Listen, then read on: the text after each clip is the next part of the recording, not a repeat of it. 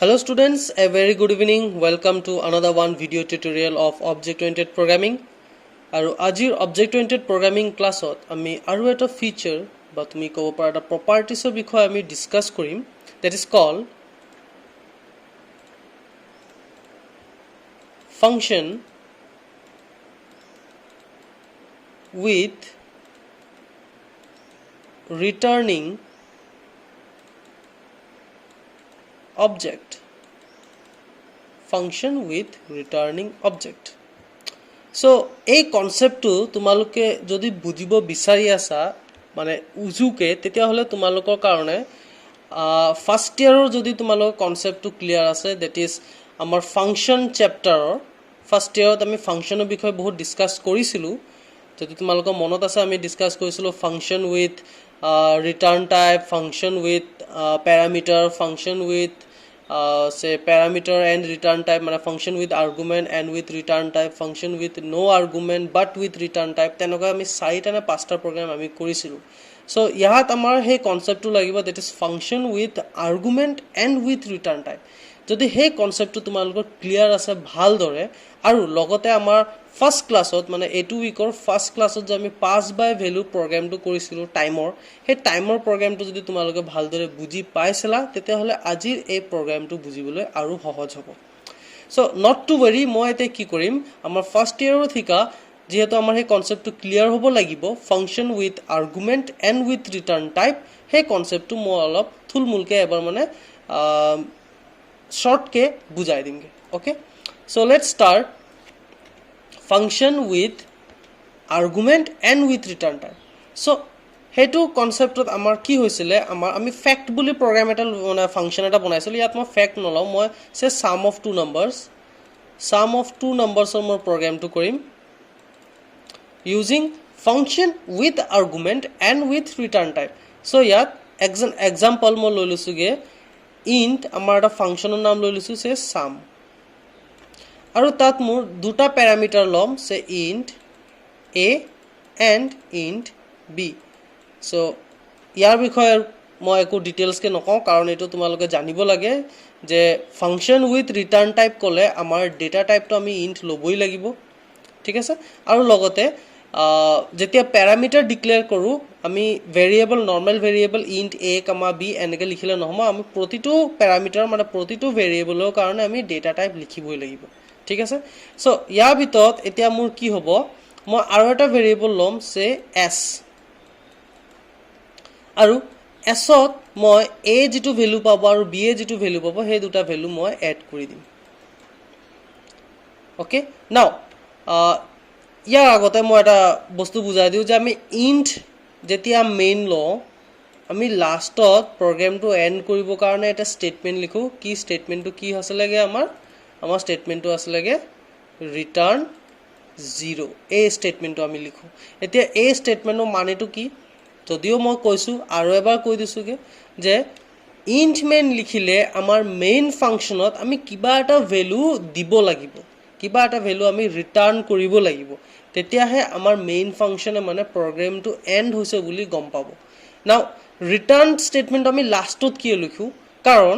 আমাৰ যেতিয়া কম্পাইলেচন হ'ব প্ৰগ্ৰামটো ৰান হ'ব আমাৰ ওপৰৰ পৰা ৰান হৈ গৈ থাকে এটা এটাকে স্টেটমেন্ট আমাৰ ৰান হ'ব ধৰি লৈছো ইয়াত বলে 5টা লাইন আছে আৰু এটো আমাৰ 6 নম্বৰ লাইনত আছে সো ওপৰৰ হে 5টা লাইন আমাৰ এক্সিকিউশন সাকসেসফুল হলেহে আমাৰ ৰিটাৰ্ন স্টেটমেন্টটো ৰান হ'ব হয় নে নহয় গতিকে যেতিয়া কম্পাইলেচনটো হ'ব যদি বলে আমাৰ মেইন ফাংশনৰ ভিতৰত গুটেই স্টেটমেন্টসবোৰ ভাল ধৰে ৰান হৈ গল আৰু ৰিটাৰ্ন 0 স্টেটমেন্টটো এতিয়া লাষ্টত আছে ৰিটাৰ্ন 0 কি কৰিব আমাৰ মেইন ফাংশনৰ মানে এটা ভ্যালু পাই গৈছেগে মানে you can say that like int a equals to 10 a এর ভ্যালু আমাৰ 10 হৈ গলগে তেনেকে int main ফাংশনৰ এটা ভ্যালু আহিলে কি ভ্যালু আহিলে ৰিটাৰ্ন 0 মানে 0 main function of value hoy golge 0 so not only 0 you can write -1 1 2 3 any number you give any value you give mane must get to the main function e kiba eta value pale he amar program to end hoise boli declare koribohi It's not about 0. 0 is a dibo laibo kono kotha noy. Khali mane normally ami sobe 0 use kuru. Every programmer use 0 statement. So he karone ami 0 likhu. But 0 to mandatory nohoy. You can use -1, 1, 2, 3. Any value when gets returned to the main function, when main function gets a value at the last execution of the statement, he declared that the program has successfully run or ended. Okay, now similarly amar yat eta user defined function ase sum aru sum tut moi koisu je ami eta return statement use korim. So moi yat actually ki korim amar ei concept to ami kintu program to use korim te so buji loa. Moi ki koilu sum function bonalu duta parameter lolu a aru b aru he duta parameter jitu value pass korim ami main function opora he duta value add hopla amar s ot go huma lage. Etia sum function ot moi ei s or value to e pothamge. So mane ki likhim মই লিখি দিম return s এনেকে লিখি দিম এনেকে লিখাৰ লগে লগে কি হৈ গল আমাৰ s ৰ ভ্যালুটো গৈ পেলা আমাৰ কোত সোমাই যাবগে আমাৰ সামত সোমাই যাব এটা সোয়া s টো আমাৰ এটা integer type variable the function is also an integer type function okay বুজিছা না function to আমাৰ integer type function হয় s to আমাৰ integer type s হয় so মানে তুমি কব পাৰা যে sum function ৰ এটা মেমৰি আছে আৰু s ৰ তো মেমৰি আছে এই s ৰ মেমৰি কি হ'ব a + b হ'ব মানে ফৰ एग्जांपल ধৰি লৈছো যে a ৰ ভ্যালু আমাৰ আসলেগে 10 আমি 10 পাস কৰিছিলো b ৰ ভ্যালু সে আসলে 11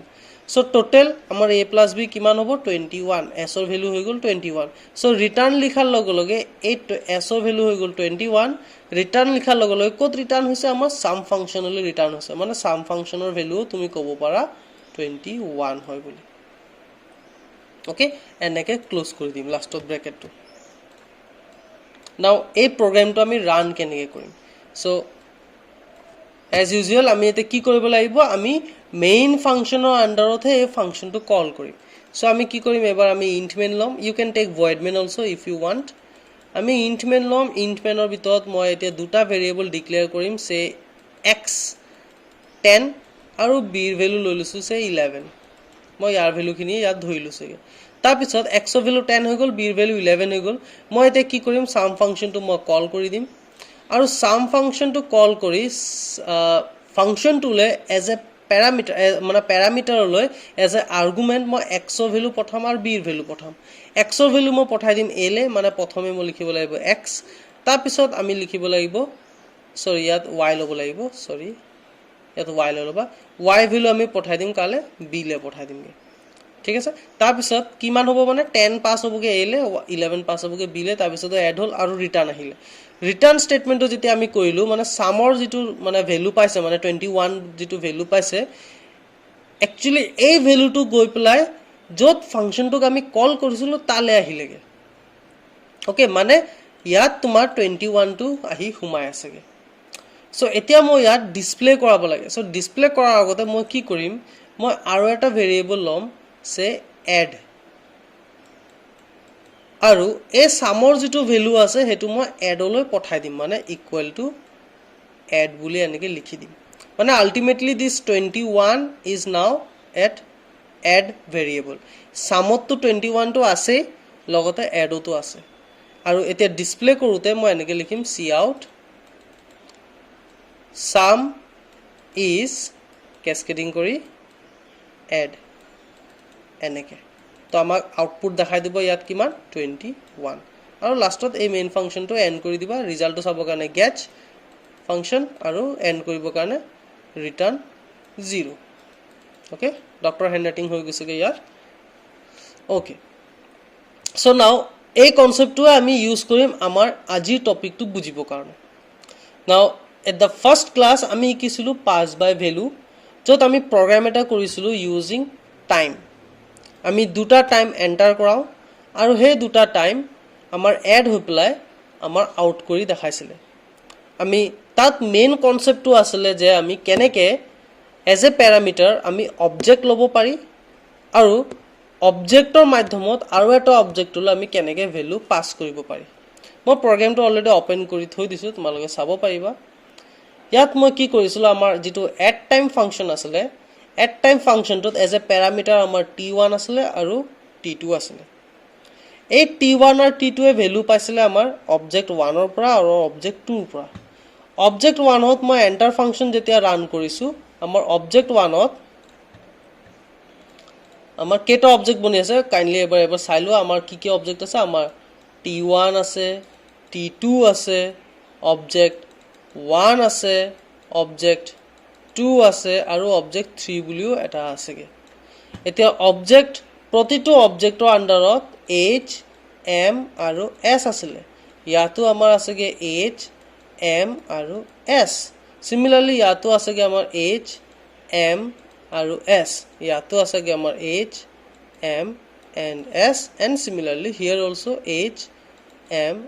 and s মানে কব কি বিচাৰি আছো since object হয় object কোনটো ক্লাছৰ টাইম ক্লাছৰ আৰু এই টাইম ক্লাছৰ আন্ডাৰতে আমাৰ h m s আছে গতিকে as many object you create of the class hey class to আন্ডাৰত যিমান মেম্বাৰস আছে okay not data members every members আমাৰ কেটা আছে দুটা এটা হৈ গল data members আৰু এটা হৈ গল member functions so h m s হৈ গল আমাৰ data members আৰু এই data members আৰু এবোৰ হৈ গল আমাৰ enter function এতিয়া ইয়াত আৰু এটা কথা কৈ দিও যে আমাৰ t1 ত অকল data members এৰ মানে বনি না যায় আমাৰ enter function টো আছেগে আৰু add time function টো আছেগে এইখিনি ফাংশন আমাৰ বনি আছে লগতে t2 ৰ আন্ডাৰতো আমাৰ সেম enter function বনি আছে আৰু add time function বনি আছে object 1 তো আমাৰ enter function আছে add time function আছে object 2 তো আমাৰ enter function আছে add time function আছে ইয়াতো আমাৰ enter function আছে add time function আছে so as many object you create it will make a copy of all those data members now program to আমি কি কৰিছিলো আমাৰ ফাৰ্স্ট ক্লাছত আমি কি কৰিছিলো আমি object 1 ৰ সহায়ত আমাৰ মেইন ফাংচনৰ ভিতৰত আমি প্ৰগ্ৰামটো ৰান কৰিব লাগে so object 1 ৰ সহায়ত মই enter function টো ৰান কৰাইছিলো so মানে object function যেতিয়া মই enter function টো ৰান কৰাইছো মানে মোৰ hms এ আমাৰ এটা ভ্যালু পালে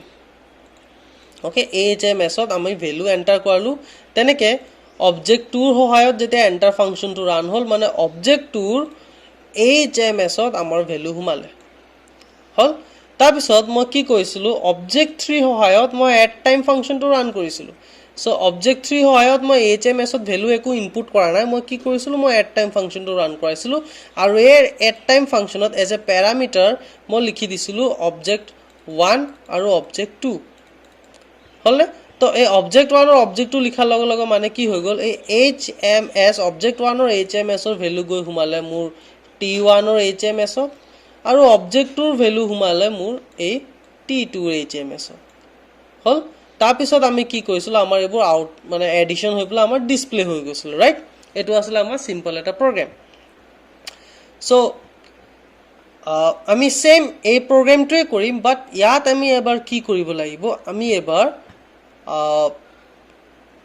তোমাৰ এই ভেৰিয়েবলস খিনি নলও মানে আমাৰ টোটাল আৱাৰ টোটাল টাইম আৰু টোটাল মানে total hour total minute total second তো আমাৰ আৱাৰছত হুমাইছিল মিনিটছত হুমাইছিল আৰু সেকেন্ডত হুমাইছিল কিন্তু এবাৰ মই কি কৰিম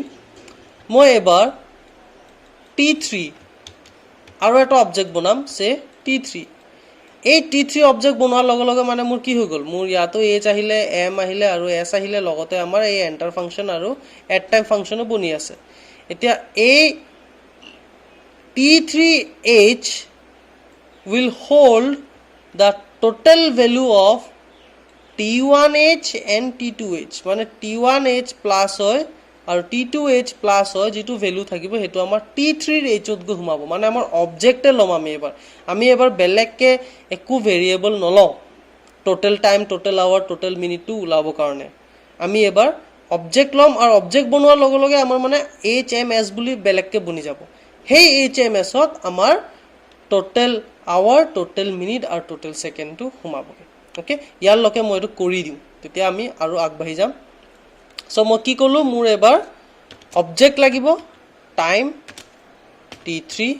সো এনেকে লিখাৰ লগে লগে আমাৰ t3 আন্ডাৰত hms বনি গল ঠিক আছে এতিয়া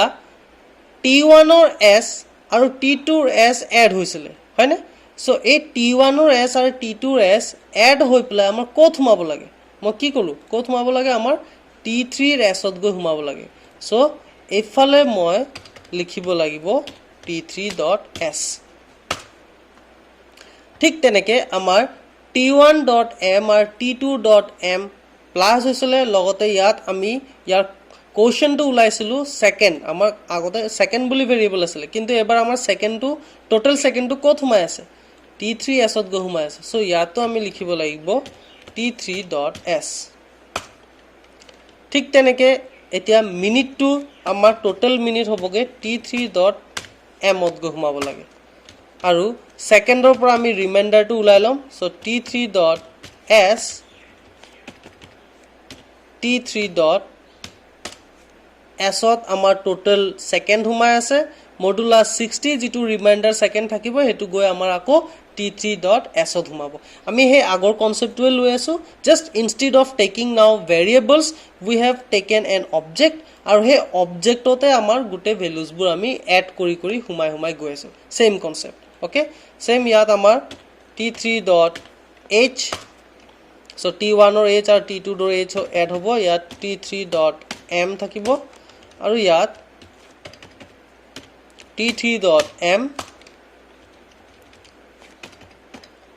t3.m ot amar values bur humab now yat moi ete ki korim amar tumaloke jodi mon kora amar gutte values bur amar kot humai asege amar gutte values bur amar a t3 object ot goi humai asege all right বুজি পাইছে আমাৰ এই t3 অবজেক্টত গৈ গুটে values বোৰ এতিয়া হুমাই আছে এতিয়া আমি কি কৈছিলো আমি প্ৰগ্ৰামটো কি কনসেপ্ট কৰি আছো function with return object okay so মানে সেই কাৰণে ফাংচনটোৰ ভিতৰত মই এটা অবজেক্ট লৈছিলো আমাৰ এটো এটা ফাংচন হয় আৰু এই ফাংচনটোতে মই এটা ৰিটাৰ্ন স্টেটমেন্ট ইউজ কৰিম মানে মই লাষ্টত যেনেকে এটো প্ৰগ্ৰামৰ ইয়াৰ আগতে s ৰ ভ্যালুটো মই ৰিটাৰ্ন কৰিছিলো যে a + b হৈ প্লাই a plus b হৈ প্লাই আমাৰ s ত সোমাই আছিল আৰু মই ৰিটাৰ্ন কৰি দিছিলো s ৰ ভ্যালু ক'ত ৰিটাৰ্ন হৈ গৈছিলগে মোৰ হে সাম ফাংচনটোলৈ ৰিটাৰ্ন হৈ গৈছিলগে সো ইয়াত আমাৰ যেটো ফাংচন আছে এট টাইম ফাংচন ইয়ালে মই t3 ত থকা যিমান ভ্যালু আছে hm s ৰ ভ্যালু খিনি হেখিনি মই ৰিটাৰ্ন কৰি দিম মানে ইয়াত মই লিখি দিম t3 সো এনেকে কৰাৰ লগে লগে আমাৰ t3 ৰ যিমান ভ্যালু আছে hms ৰ ভ্যালু হেখিনি গৈ প্লা মোৰ এই এট টাইম ফাংচনত গৈ সোমাই যাবগে নাও ইয়াত এটা কথা এটা আছেগে আমাৰ ইয়াত সোয়া সাম ফাংচনটোৰ নাম আছিল int s2 আছিল আমাৰ int মানে সামো এটা মেমৰি আছিল so এটাই মেমৰি আছিল s ত আমাৰ এটাই ভ্যালু সোমাইছিল 21 আৰু ৰিটাৰ্ন কৰাৰ লগে লগে সামোটো আমাৰ এটাই ভ্যালু সোমাইছিল 21 এতিয়া এই এট টাইমৰ আগত একো যদি নিলিখা একচুয়ালি এটো ইন্ট বুলি ধৰা হৈছেগে যদি একো নিলিখা এটো ইন্ট বুলি ধৰা হয়গে সিমিলাৰলি এন্টাৰ ফাংশনৰ আগতো ইন্টে আছেগে সো ইয়াত মই এটা কি কৰিব লাগিব যদি ইন্ট এট টাইম ফাংশন হয় মানে মোৰ এটাই মেমৰি আছেগে হয় না যদি ইন্ট এট টাইম ফাংশন হয় এট টাইমৰ আগত যদি ইন্ট আছে মানে আমাৰ কি এটাই মেমৰি সোমাই আছে যাৰ নামটো হৈ গল এট টাইম ৰাইট কিন্তু t3 টো কি হয় এটা অবজেক্ট হয় যাৰ আন্ডাৰত তিনটা ভ্যালু আছে h m আৰু s সো মই এটুক ৰিটাৰ্ন কৰিছো আমাৰ কালে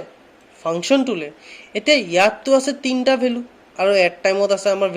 মেমৰি এটা সো এই তিনটা ভ্যালু ইয়ালে লোড হ'ব নোৱাৰে তেনেকুৱা ক্ষেত্ৰত আমাৰ কি কৰিব লাগিব আমি এই এট টাইমৰো তিনটা ভ্যালু লাগিব তিনটা মেমৰি হ'বই লাগিব তেতিয়াহে আমাৰ এই অবজেক্টৰ আন্ডাৰত যিমান ভ্যালুজবোৰ আছে হে ভ্যালুজবোৰ গৈ আমাৰ এট টাইম ফাংচনত গৈ ষ্টৰ হ'বগে সো তাৰ কাৰণে মই কি কৰি দিম মই এই এট টাইম ফাংচনটো ইন্টিজাৰ টাইপ ফাংচন নলও ইনটু কি হয় এটা ডেটা টাইপ হয় না ডেটা টাইপ হয় সো মই কি কৰিম এই এট টাইমৰ আগত মই ডেটা টাইপ লগাম আমাৰ হে ক্লাছৰ নাম আমাৰ ক্লাছটো কি হয় এটা ডেটা টাইপে হয় সো টাইম এট টাইম লিখাৰ লগে লগে আমাৰ এই এট টাইমটো এটা অবজেক্ট ফাংচন বনি যাবগে আৰু অবজেক্ট ফাংচন বনি যোৱা মানে মোৰ এই এট টাইমৰ আন্ডাৰত আমাৰ টাইমত থকা যিমান ডেটা মেম্বাৰস আছে হেবোৰ বনি যাব মানে মোৰ এট টাইমৰ আন্ডাৰত h আহি গল m আহি গল আৰু s আহি গল বুজি পাইছা সো যেতিয়া মই ৰিটাৰ্ন t3 লিখিম মানে t3 ৰ h m s এতিয়া গৈ প্লা মোৰ এট টাইমত গৈ হুমাও পাৰিবনে কাৰণ মোৰ এট টাইমৰ ডেটা টাইপ কি হৈ গল এবাৰ টাইম হৈ গল সো ইয়াত মই আগত লিখি দিব লাগিব টাইম সো এনেকৈ কৰাৰ লগে লগে মোৰ এতিয়া T3 H M আৰু S ৰ ভ্যালু গৈ সোমাব এক টাইমৰ H M আৰু S বুজি পালা ইয়ালৈকে ওকে নাও ডিসপ্লে ইয়াত কৰা নাই ইয়াৰ পৰা আমাৰ ৰিটাৰ্ণ হৈ গ'ল এটা ডিসপ্লেটো আমি মেইন ফাংচনতো তেনেকৈ নকৰো আমি কি কৰিম আমি এটা ফাংচন বনাম ডিসপ্লে বুলি আৰু ডিসপ্লে ফাংচনটোৰ সহায়ত আমি গুটেটো ডিসপ্লে কৰাম কেনেকৈ ডিসপ্লে কৰাম সি আউট আচ্ছা ডিসপ্লে ফাংচনটো মই অলপ পাছত বুজাই আছোগে ইয়াত ব্ৰেকেটটো ক্লোজ হ'বগে ইয়াত এটা ব্ৰেকেট বেছি বনি গ'ল এতিয়া ইয়াত আহো আমাৰ মেইন কনসেপ্টটোলৈ আমাৰ মেইন ফাংচনৰ সহায়ত আমি গুটে ফাংচনবোৰ ৰান কৰাব লাগিব ৰাইট গুটে ক্লাছটো ৰান কৰাব লাগিব সো ইয়াত মই এতিয়া কি কৰিলো মই এতিয়া অবজেক্ট 1 অবজেক্ট 2 আৰু অবজেক্ট 3 লৈ ললোগে আমাৰ সেম হে আগৰ প্ৰগ্ৰামটোৱে ওকে ইয়াত আমাৰ অবজেক্ট 1 অবজেক্ট 2 এনেকৈ ভ্যালুটো পাস কৰাই দিছিলো এইবোৰ বুজি পালাই সাগে ওকে সো ইয়াত আমাৰ অবজেক্ট 1 ৰ সহায়ত মই এন্টাৰ ফাংচন ৰান কৰাইছিলো মানে অবজেক্ট 1 ৰ HMS ত আমাৰ ভ্যালু হুমালে ঠিক তেনেকৈ অবজেক্ট 2 সহায়ত আমি এন্টাৰ ফাংচন ৰান কৰিলো মানে অবজেক্ট 2 ৰ HMS ত আমাৰ ভ্যালু হুমালে আৰু মই অবজেক্ট 3 সহায়ত যেতে এট টাইম ফাংচনটো ৰান কৰিছো মই হে এট টাইম ফাংচনটোত প্যাৰামিটাৰ আছিল এজ এ অবজেক্ট এই দুটা অবজেক্টলৈ মই এই অবজেক্ট 1 আৰু অবজেক্ট 2 ৰ ভ্যালুটো পাস কৰাই দিলো সো ইয়াত মোৰ কি হৈ গ'ল এতিয়া T1 ৰ যেটো HMS ৰ ভ্যালুবোৰ আছিল যা ই অবজেক্ট 1 ৰ পৰা পাইছিলে হে ভ্যালুবোৰ আমাৰ অবজেক্ট 2 ৰ ভ্যালুখিনি T2 এ পাইছিলে T2 ত থকা মানে ভ্যালুজবোৰ এড হৈ পেলাই আমাৰ গুটে ভ্যালুজবোৰ আমাৰ T3 ত গৈ হুমালে T3 ৰ HMS ত গৈ আমি হুমাই দিলো আকৌ T3 ৰ ভ্যালুজবোৰ মই আকৌ ৰিটাৰ্ণ কৰিলো আমাৰ এট টাইম ফাংচনলৈ মানে মোৰ এতিয়া ফাইনালি এই এট টাইম ফাংচনৰ ভিতৰতে আমাৰ HMS ৰ ভ্যালুবোৰ হুমাই আছে ওকে আমাৰ এট টাইম ফাংচনৰ ভিতৰতে আমাৰ গুটে HMS ৰ ভ্যালুবোৰ হুমাই আছে কাৰণ মই ৰিটাৰ্ণ মাৰিছিলো ৰাইট এতিয়া আমাৰ ইয়াত যেটো কনসেপ্ট লগাইছিলো মই আমাৰ ফাৰ্স্ট ইয়াৰৰ প্ৰগ্ৰামটোত মই কি কৰিছিলো মই মেইন ফাংচনৰ ভিতৰত তিনটা ভেৰিয়েবল লৈছিলো x 10 লৈছিলো y 11 লৈছিলো আৰু এটা add বুলি এটা ভেৰিয়েবল লৈছিলো তো এই add ভেৰিয়েবলত মই এই sum ফাংচনটো ইনিশিয়ালাইজ কৰাই দিছিলো x আৰু y মানে sum ফাংচনে যেটো ভ্যালু আনিলে সেই ভ্যালুটো গৈ পেলাই মোৰ addত গৈ হুমাইছে লাগে 21 আনিছিলে 21 টো গৈ মোৰ addত হুমাইছিলে এতিয়া ইয়াত সেম হৈ আছে ইয়াত কি হৈছে কা অবজেক্ট 3 হয়ত মই এট টাইম ফাংচনটো ৰান কৰিলো কিন্তু ভ্যালুটো ইয়াতহে আহিছে এতিয়া মই ভ্যালুটো কোবাত গৈ ষ্টৰ কৰাব লাগিব মানে ইয়াত HMS ৰ ভ্যালু আছে বুজি পাইছা নহয় এট টাইমতো আমাৰ HMS ৰ ভ্যালু আছে গতিকে ইয়াৰ ভ্যালুবোৰ আমি আৰু এটা অবজেক্টত ষ্টৰ কৰাব লাগিব এতিয়া মই বেলেগকে এটা অবজেক্ট নবনাও ভালদৰে বুজি লোৱা দেই মই কি কৰিছিলো চোৱা ইয়াত আমাৰ এটা ভেৰিয়েবল হয় এটো এটা মেমৰি আনিছে মানে ভ্যালু এটাই ভ্যালু আনিছিলে গতিকে এটা ভ্যালু কাৰণে আমি এডত ঘুমাই দিব পাইলো কিন্তু এতিয়া এট টাইমত তিনটা ভ্যালু আছে h m আৰু s সেই h m s ৰ ভ্যালুবোৰ আমি এটা অবজেক্টতে ষ্টৰ কৰাব লাগিব মানে অবজেক্ট বনাম অবজেক্ট বনোৱাৰ লগে লগে h m s বনি যাব সেই অবজেক্টত আমাৰ এট টাইমৰ ভ্যালুজবোৰ ঘুমাই দিব লাগিব নাও গতিকে তোমালোকে যদি এতিয়া ইমান দি ডায়াগ্ৰামটো যদি মন কৰিছা তোমালোকে গম পাইছা যে T1 তো আমাৰ ভ্যালু হুমাই আছিল T2 তো আমাৰ ভ্যালু হুমাই আছিল অবজেক্ট 1 তো ভ্যালু হুমাই আছিল অবজেক্ট 2 তো ভ্যালু হুমাই আছিল কিন্তু অবজেক্ট 3 ৰ HMS তো এতিয়ালৈকে ভ্যালু হুমোৱা নাই গতিকে মই কি কৰিম এই এট টাইমত যেহেতু আমাৰ h m আৰু s ৰ ভ্যালু আছে এই গুটে ভ্যালুবোৰ মই মোৰ এই অবজেক্ট 3 ত গৈ ষ্টৰ কৰাই দিম মানে মই এফালে লিখি দিম অবজেক্ট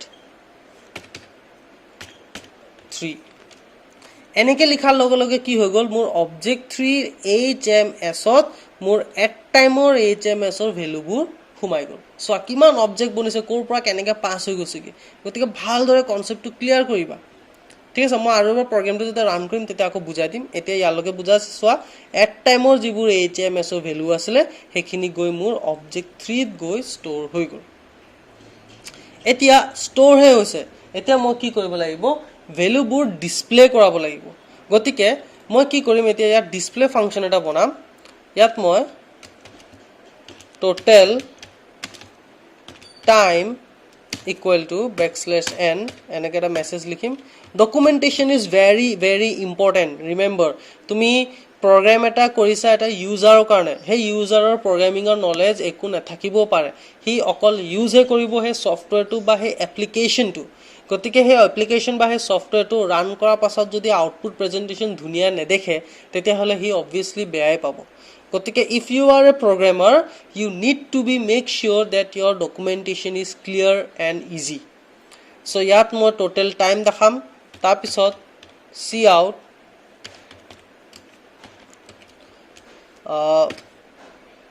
h cascading কৰি hours বুলি এটা মেসেজ লিখিম then again cout m cascading কৰি minutes বুলি মেসেজ এটা লিখিলো and then cout s cascading কৰি second বুলি ডিসপ্লে কৰালো alright মানে ইয়াত মোৰ কি হ'ব যেতিয়া ডিসপ্লে ফাংশনটো ৰান হ'ব টোটাল টাইম নেক্সট লাইনত ইমান আৱাৰ ইমান মিনিট ইমান সেকেন্ড বুলি এনেকে দেখাব বুজি পাইছা ডকুমেন্টেশনটো এনেকে কৰিছো ওকে এতিয়া চাবা যে আমাৰ মই কি কৈছিলো আমাৰ ডিসপ্লে ফাংশন এটা বনালো ৰাইট সো প্ৰতিটো অবজেক্টৰ আন্ডাৰতে মোৰ মানে এতিয়া ডিসপ্লে ফাংশনো আছেগে হয় নে নহয় যেতিয়া আমি অবজেক্ট বনাইছো আমাৰ অবজেক্ট বনোৱাৰ লগে লগে আমাৰ গুটে অবজেক্টৰ আন্ডাৰতে আমাৰ যিমান ডেটা মেম্বাৰস আছে গুটেখিনি হুমাই যায় মই কি কৈছিলো সব কপি বনি যায় সো সবৰে আন্ডাৰত মোৰ ডিসপ্লে ফাংশন বনি আছে এতিয়া ইটস ডিপেন্ড অন আস যে মই কি ৰান কৰাব বিচাৰি আছো কোনটো অবজেক্টৰ সহায়ত মই এতে অবজেক্ট 3 সহায়ত এন্টাৰ ফাংশন ৰান কৰা নাছিলো মই অকল এট টাইম ফাংশনটোৱে ৰান কৰিছিলো তেনেকে অবজেক্ট 1 ৰ সহায়ত মই এন্টাৰ ফাংশন ৰান কৰাইছিলো এট টাইম ফাংশন বা ডিসপ্লে ফাংশন ৰান কৰোৱা নাই এতিয়া মই কি কৰিব লাগিব যেহেতু সবৰে ডিসপ্লে ফাংশন আছে মই মোৰ চাব লাগিব যে গুটে আনসাৰটো মোৰ ক'ত হুমাই আছেগে আৰু মই তাৰ সহায়তে তাৰ ডিসপ্লে ফাংশনটোৱে ৰান কৰাব লাগিব লাইক ফৰ এক্সাম্পল এতিয়া যদি মই ইয়াত object 1 dot display function run কৰো তেতিয়া হলে অবজেক্ট 1 ৰ আন্ডাৰত যিবোৰ HMS ৰ ভ্যালু আছিল হেবোৰ হে ডিসপ্লে হ'ব বাট মোৰ এতিয়া ডিসপ্লে কি কৰাব লাগে মোৰ টোটাল টাইমটো ডিসপ্লে কৰাব লাগে আৰু টোটাল টাইমটো মোৰ হুমাই আছেগে ক'ত মোৰ অবজেক্ট 3 ৰ HMS আৰু অবজেক্ট 3 ৰ আন্ডাৰতো আমাৰ ডিসপ্লে ফাংশনটো আছেগে সো মই যদি অবজেক্ট 3 আন্ডাৰত ডিসপ্লে ফাংশনটো ৰান কৰো তেতিয়া হলে ডিসপ্লে ফাংশনে অবজেক্ট 3 ত থকা HMS ৰ ভ্যালুবোৰ ৰান কৰিব ওকে সো ইয়াত মই লিখিব লাগিব লাষ্টত অবজেক্ট 3 ডট ডিসপ্লে ফাংশন এনেকে আৰু ইয়াত এনেকে লিখাৰ লগে লগে আমাৰ গুটে প্ৰগ্ৰামটো ৰান হৈ যাব ওকে মই এতিয়া প্ৰগ্ৰামটো এবাৰ কম্পাইল কৰি দেখাও নো এৰৰ্ছ এবাৰ ৰান কৰি দিছো ম্যাগনিফায়াৰ ইউজ কৰি দিও তেতিয়া তোমালোকে দেখি পাবা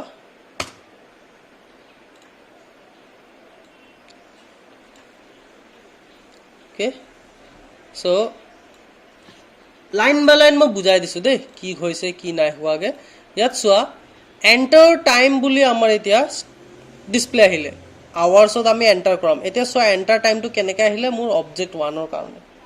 অবজেক্ট 1 ডট এন্টাৰ লিখিলো মানে এতিয়া যিমান আৱাৰ মিনিট সেকেন্ড মই এন্টাৰ কৰাম মানে এটো যিমান আৱাৰ মিনিট সেকেন্ড এন্টাৰ কৰাম মোৰ অবজেক্ট 1 ৰ HMS ত গৈ ষ্টৰ হ'ব মানে 4 আৱাৰ্স and say 20 minutes 35 seconds এই গুটে ভ্যালুবোৰ মোৰ অবজেক্ট 1 ৰ HMS ত গৈ ষ্টৰ হৈছেগে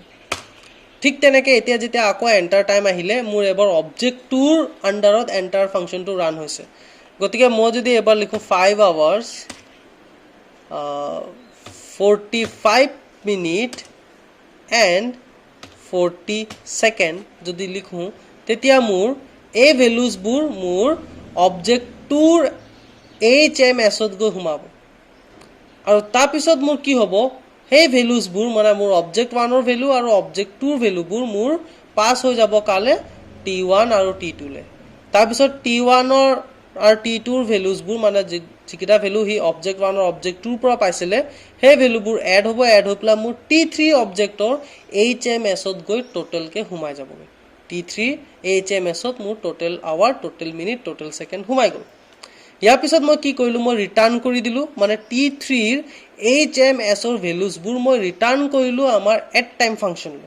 আৰু সিন্স এট টাইমৰ ডেটা টাইপ হৈ গ'ল টাইম মানে at time is itself an object so at টাইমৰ আন্ডাৰতো মোৰ HMS আছেগে সো ৰিটাৰ্ণ T3 লিখাৰ লগে লগে তাৰ HMS ৰ ভ্যালুবোৰ মোৰ এট টাইমৰ HMS ত গৈ সোমালেগে এতিয়া এই এট টাইম ফাংচনটো জালে কল কৰিছিলো তালেহে মোৰ ভ্যালুটো লৈ যাব মানে মই মেইন ফাংচনত কল কৰিছিলো সো মেইন ফাংচনত মোৰ আকৌ ভ্যালুটো ইয়াত ৰিটাৰ্ণ লৈ আনিলে এতিয়া ইয়াত যেতিয়া আনিছিলে মই কি কৰিলো হে গুটে ভ্যালুজবোৰ মানে অবজেক্ট HMS ৰ ভ্যালুজবোৰ মই অবজেক্ট 3 ৰ HMS ত গৈ সোমাই দিলো আৰু অবজেক্ট 3 সহায়ত মই ডিসপ্লে ফাংচনটো ৰান কৰিলো গতিকে ইয়াত যেটো HMS ৰ ভ্যালু ডিসপ্লে কৰিব হেতু আমাৰ অবজেক্ট 3 ৰ HMS ৰ ভ্যালুবোৰ ডিসপ্লে কৰিব ওকে সো ইয়াত এন্টাৰ মাৰ লগে লগে অবজেক্ট 3 ৰ আমাৰ টোটেল আৱাৰ মিনিট সেকেন্ড সোমাই আছিল সো হেবোৰ আমাক ডিসপ্লে কৰি দেখাই দিব that is total hour is 10 hours 6 minutes and 15 seconds এটো হৈ গল আমাৰ ফাইনাল ৰিজাল্টটো ওকে সো আই হোপ তোমালোকে আজিৰ এই কনসেপ্টটো বুজি পাইছা যদি বুজা নাই মোক খুদিব পাৰা আৰু কাইন্ডলি প্ৰগ্ৰামটো এবাৰ নহয় দুবাৰ তিনিবাৰ চোৱা আৰু ফাংচন এবোৰ মানে কনসেপ্টটো ক্লিয়াৰ হলেহে এই প্ৰগ্ৰামটো বুজি পাবা গতিকে নিজৰ কনসেপ্টটো ক্লিয়াৰ কৰা প্ৰেক্টিস কৰা তেতিয়াহে এবোৰ হ'বগে আৰু তোমালোকৰ কাৰণে ভাল খবৰ এটা আহিছে যে মানে ভাল খবৰ মানে তেখেত সকলৰ কাৰণে যি সকলোৱে এতিয়ালৈকে ষ্টাডি কৰি গৈ আছিল কন্টিনিউ ৰেগুলাৰলি ষ্টাডি কৰি গৈ আছিল কিন্তু যি কি জনা তোমালোকে ভাবিছিলা যে কলেজটো খুলক তাৰ পিছত পঢ়িম নোটস লিখিম তাহাতৰ কাৰণে বহুত বেয়া খবৰ কাৰণ ফেব্ৰুৱাৰীতে আমাৰ এতিয়া ফাইনেল হ'ব বুলি এনাউন্স কৰা হৈ গ'ল আজি নিউজতো এটো দেখাই দিলেগে গতিকে যদি এতিয়াও তোমালোকৰ হেই সিৰিয়াসনেসটো আহা নাই বি সিৰিয়াস নোটস বোৰ টাইমলি লিখা কাৰণ এবোৰ আমি আকৌ ক্লাছত বুজাব গলে বহুত সময় লাগি যাব ক্লাস খুলিব যেতিয়া আমি প্ৰ্যাকটিক্যাল কৰিব লাগিব আৰু এবোৰ ৰিভিজন দিব লাগিব আমি আকৌ ভাল ধৰে এনেকে বুজাব নাই আৰু হয়তো আমাৰ কিছুমান টপিক থাকি গৈছে হেবোৰ আমি আকৌ ডিসকাস কৰিব লাগিব ওকে সো নিজৰ কনসেপ্ট ক্লিয়াৰ কৰা push yourself this is the final year examination so be serious alright so আজি ভিডিওটো আমি ইয়াতে শেষ কৰিছো ভিডিওটো দেখাৰ বাবে থ্যাংক ইউ যদি কিবা ডাউট আছে তোমালোকে মোক খুদিব পাৰা so till then stay safe stay healthy and bye